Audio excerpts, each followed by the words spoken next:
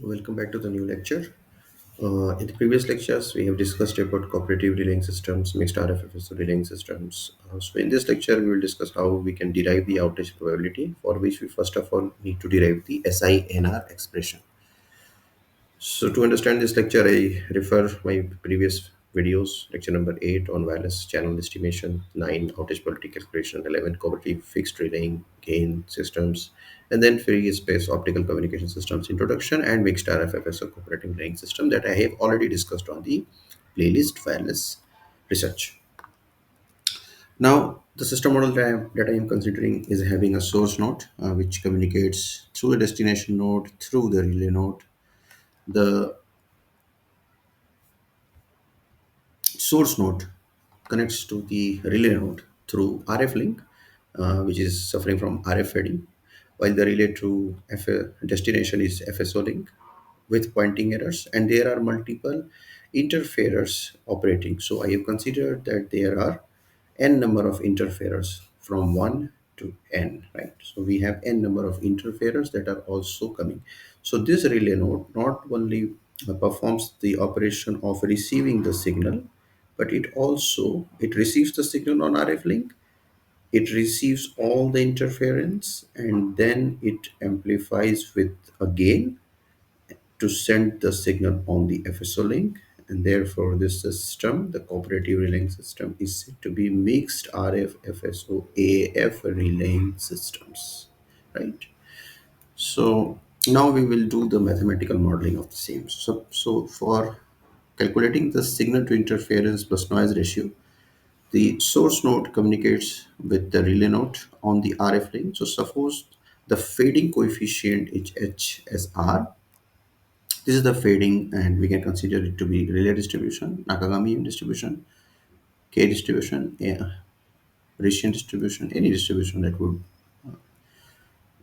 So we send an information signal which is X, and there is additive white Gaussian lines N01. The signal that is received at the relay node, we define it using R suffix SR. SR denotes the SR link, source to relay link.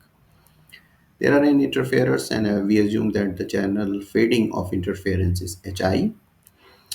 The fading of the ith interferer, which can also follow relay distribution since it is on the RF only. So then the relay node converts the signal into free space optical communication FSO systems, and it provides some gain before sending it towards the destination node. The I can be modeled using Malaga, Gamma, Gamma, double generalized Gamma, or any other distribution. So if I see this model, what is my RSR? RSR is the signal that is received here. So this is, suppose PSR is the power that is on the SR link of the signal. HSR is the fading on the SR link. This is my SR link. And X was the symbol that is to be transmitted, which gets added to summation of I1 to N, square root of PI comma I, which means the ith interferer has a power of P suffix I, and the fading channel of the interferer is HI. The symbol that is transmitted on the interferers linkage XI and N01. So basically, this first part is signal, the second part is interference, and last part is noise.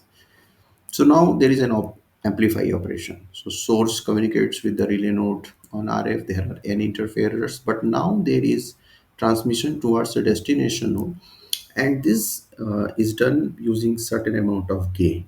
In my previous lectures, I have discussed how amplify and forward relaying uses either fixed gain or variable gain. In fixed gain, there is no information of HSR, which is the channel state information on the SR link, while in variable gain relaying, there is complete information of HSR, and we assume that the relay gain varies according to what HSR is. In this case, if I look at the intermediate signal, suppose R intermediate is my intermediate signal, so the signal that was received at the relay node will be amplified by a factor of G, right? So this is what we will get. If we do that, this intermediate signal can be now referred as G multiplied by RSR, and this RSR was basically square root of PSR HSR X summation of all interferers, and AWGN factor, additive white Gaussian noise. So now I can perform what is received at the destination.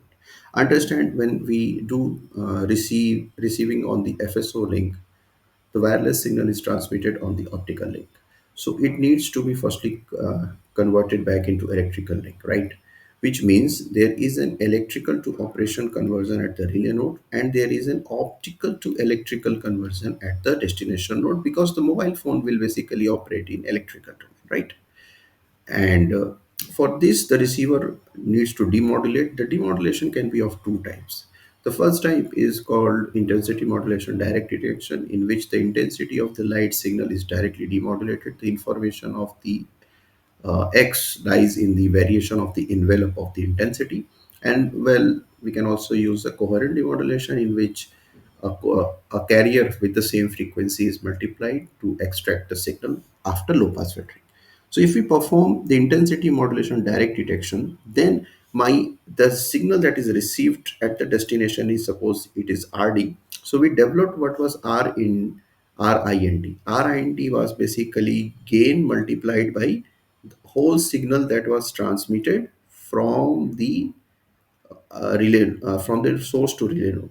But now there is a fading at the RD link, and there is a noise on the RD link. So this is noise on the RD link, and this is the fading. The fading here is basically turbulence.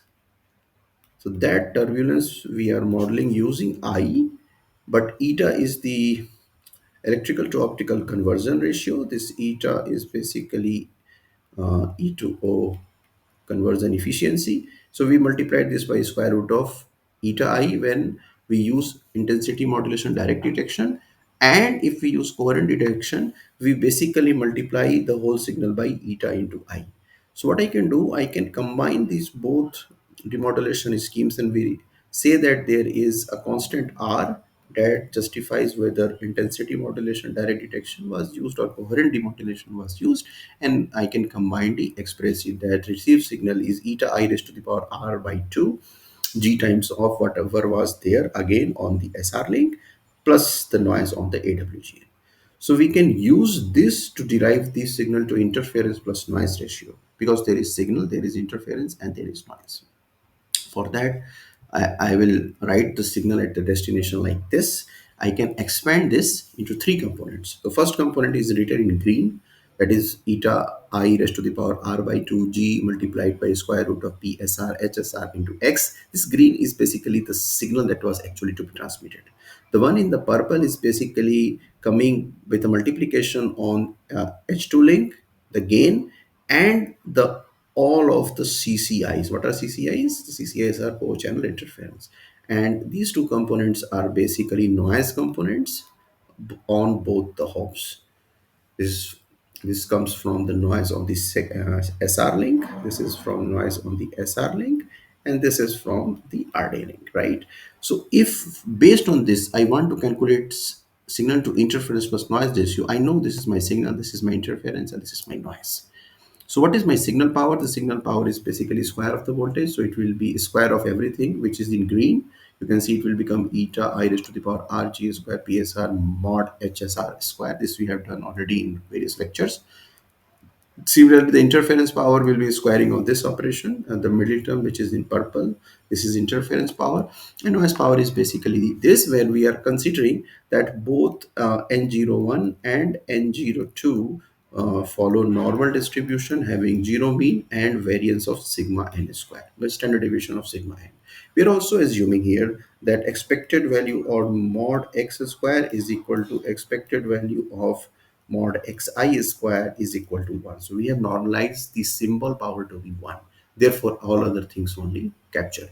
So what will be my expression for signal to interference plus noise ratio? If I calculate that SINR, it will be signal power divided by interference power plus noise power. If I write that, it becomes like this. The green is the signal power in the numerator. The denominator has purple and black corresponding to interference and power from the previous equation. Now I want to calculate my gain. So I am now introducing a different gain which lies between what is fixed gain relaying and variable gain relaying, and it is called semi-blind relaying. In semi-blind relaying, what happens is that there is partial information of what has happened on the SR link. In SR link, there was interference. In SR link, there was HSR, which is relay fading. So if we are considering that it's not known that exact what is the value of exact HSR, but we know what is the value of expected value of HSR, which means we are assuming that the average power on SR link on the first of communication is known. So this means that this is expectation operation on these both things. This is for signal, the fading on SR link, and this is corresponding to interference, the second term. So if we assume this, then this is called semi-blind relaying. In semi-blind relaying, we are not saying that we have complete information of HSR and HI, rather we have expected value of mod HSR square with us and expected value of mod HSI square with us. So this becomes the square of the gain, which we will write. PR is the power that is being transmitted from the relay node. So if E denotes the expectation of case, if we substitute this in our SINR, then we will get this, right? We just put, we have done this in the previous lecture also. We will take this G square to be common, and this G square whole will come here at sigma n square upon G square, and 1 upon G square we can take from this equation, and we will substitute that to get this equation. I will rewrite this equation once more so that it becomes extremely clear. You can understand that this operation in the numerator has all signal power. In the denominator, the first component is interference, and the last two components are basically noise components. There is this sigma n square multiplied by this sigma n square. So finally, we will have sigma n raised to the power 4 in the denominator. What we do, that we did in the previous lectures also, we will divide numerator and denominator with sigma n raised to the power 4. If we do that, then what we get is this. Now you can understand that the last component was sigma n to the power 4, that has become 1. This term is there, this term is there, sigma neta r, neta I raised to the power I pr upon sigma n square is there, and uh, summation of I 1 to n is there for pi I mod hi square upon sigma n square, and the term in the green are basically all the signals. Now what we will define, we'll define instantaneous and average SNRs. So suppose the instantaneous SNR for interference is given by gamma I, and gamma I is basically pi comma I mod hi square upon sigma n square, the one written in the previous equation in purple color. We also define the two green. First one is gamma 1. Gamma 1 is the instantaneous signal to noise ratio on the SR link, the first hope of cooperative relaying system, which is given as PHSR upon mod HSR square upon sigma n square. Similarly, we will have a gamma 2, which is eta I raised to the power R PR upon sigma n square. And having this, we also define that the average power, average signal to noise ratio on the first hop bar gamma 1 is expected value of mod HSR square PSR upon sigma n square. So you can relate this equation with this. The first one is called instantaneous. This is instantaneous, while this is average. Similarly, we also define that there is average interference power. So this is expected value of mod hi square pi comma I upon sigma n square. If we we substitute whatever we have defined here in the previous equation, the gamma, the signal to interference plus noise ratio end to end is given as gamma is equal to gamma 1 gamma 2 divided by gamma 2 gamma I plus gamma 2 plus C1, where C1 happens to be bar gamma 1 plus n times of bar gamma I plus 1, where we have considered that this whole n have actually the same average SNR values. So if we add average SNRs for n times, it becomes n times of gamma I bar. So this is my signal to interference plus noise ratio end to end that we have derived for the mixed RF FSO cooperative relaying systems when there is semi-blind relaying on the at the relay node. So it's an amplified forward relaying, neither fixed gain nor variable gain, but semi-blind. And in this case, we have considered that there are n interferers also in the vicinity of the relay node. So if we have this, how can I derive the outage probability? We have done this, that if there is a random variable x, then what is the probability of this random variable x getting a value smaller than gamma th? So now that means that this instantaneous SNR needs to be smaller than gamma th, right? The gamma that we have derived needs to be smaller than gamma th. This is my gamma. It needs to be gamma smaller than gamma th. What is the probability of that?